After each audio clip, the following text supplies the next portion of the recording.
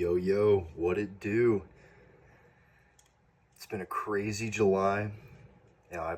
Start of the month, I finished off my peace dollar roll, and I bought a roll of Roosevelt dimes, which I showed you guys on the 2nd.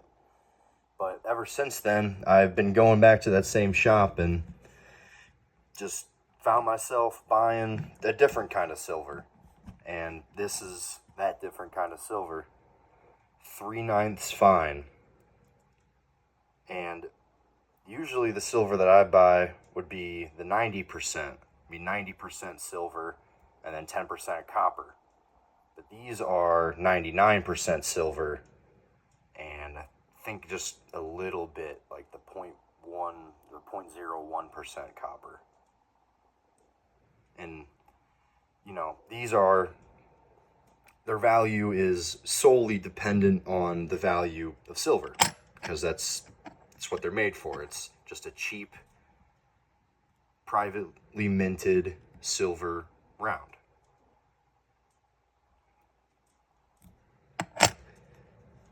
Then I picked up this monstrosity. Compared to this size, holy smokes. See, these have 31 grams of silver, or 1 troy ounce. And this one is still 3/9 fine. It has 44 grams of silver, which is just over an ounce. It's like an ounce and a half. And just freaking look at that. And when I went to the shop, I picked up these silver buffaloes for $32.50, and at the time spot was 30 and a half, so it's $2 over spot for these. But since these are like oddball weights, they don't have the fineness printed on them, no information really. You have to weigh it, test it to find that out, which he was happy to do. So they're a little bit harder to sell, and he sold me these actually below of what they would melt for their silver value, which I thought was incredible. I mean, just look at that. Phew. And this is actually a pattern coin, the Gobrecht dollar, as you see down there. C Gobrecht T. F. That's just the initials of the guy who designed this. And this was submitted to the U.S. Mint back in the 1820s, 1830s to be our $1 coin design, but it got beat out by the seated Liberty dollar, which actually has the same obverse design, just a different reverse design. And I don't have one of those. Those are actually pretty expensive to have in good grade. And while I was over there, this I actually got from a coin show. It's badass. 1 troy ounce of silver, hand poured. Just for the spot price. I mean, no premiums involved. It just sold for its melt value, and thought it was a cool pickup. And these two, actually, this is 26 grams of silver, 3/9 fine. And this is 28 grams of 3/9 fine silver. And I got these at just under their melt value again, because they don't have any of that information on them that would, tell you what kind of silver it is, what it weighs. So they're a little harder to sell, and they've been sitting there for a little while, and gave them to me for a good deal, actually. Lincoln's my favorite president. I mean, dude, that relief alone is just gnarly. It has a little bit of schmuck there on the rim. No damage, it's just some chemical got on it, I'm not sure. And this one actually is the, how the hell do you pronounce that? Illinois sesquicentennial 150-year anniversary of the state. And this seal of the state is actually what's on the commemorative $50 that I also bought from the same group of people, not at their store, but at a coin show that they were at earlier this year, which I thought was pretty cool. Got my Illinois sequential coin, got my Lincoln coin, and then I got my commemorative $50 for the state of Illinois, the Centennial with Lincoln on it too.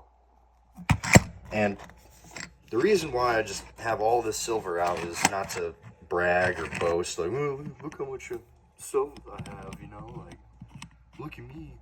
It's just to tell you guys that, you know, this is just one type of silver.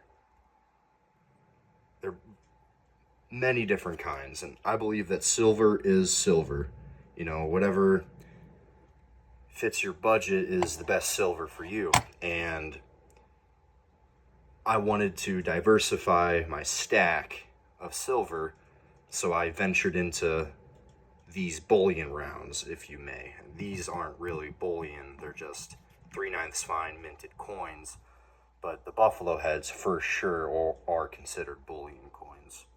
And these are probably the cheapest bullion that you can buy right now. I know that Canada and Mexico, they have their own silver, and since that's not in the country, it's minted by the government, it's a little bit more expensive. Since these are privately minted, they're cheaper for what they are. The type of silver that I found would be the cheapest to buy overall would be fractional silver. And by fractional silver, I mean any $50, quarter, or dime minted before 1965. So any coin that I just said with 1964 or earlier, 90% silver. And you can still find, maybe not the $50, but you can still find the quarters and dimes in your change, and if you really pay attention to them. And these have a melt value of around $11, I think, $11.50. So, you know, walking into a coin shop buying $1 face value of silver, it'd be about $24, $25, compared to one of these would be $32. And to get 1 ounce of silver in 90% silver minted before 1964, you need $1.40 face value. I have $1.50 right here, so that would be a little bit over an ounce. And usually the shops sell the 90% coins at a certain dollar amount per face value. And, you know, usually that dollar per face value is a lot cheaper than if you were to buy one of these at the one time. You know, that's just what I'm trying to say. You can break fractionals up a lot better than you can buying 2 of these. You know, 2 of these would be $60 at one trip. But if you don't want to drop $60 at one time, you can just buy 2 of these and then go back another 2 times and get a total of 6 of them. And you'd have $3 in silver, or just over 2 ounces. So, you know, stack according to your budget. And I'm not trying to sell you anything. I'm just trying to keep you guys informed that silver is one of the best investments, assets to fight inflation. And whenever your grandparents say that, yeah, I used to buy a gallon of gas for 19 cents. Well, it was 90% silver that they were using to buy those goods and services with. One of these can get you about 5 gallons of gas now. 50 cents of 90% silver if you were to trade it in for the $12 melt value. So 50 cents now can get you, or 50 cents of 90% silver can get you more than your grandparents could with 50 cents back in the day. But with inflation and the dollar going down, you're spending more dollars than you were ever before But if you had silver, you'd be spending that money, but just in silver, and it's way less silver than money. I don't know if any of that made sense. I was just kind of rambling there for a little bit, but if anyone even stuck around to the end, thank you. You're a real one. Comment down below that you stayed, I guess. But yeah, hopefully enjoy the rest of your Sunday, guys, and stay safe. Peace out.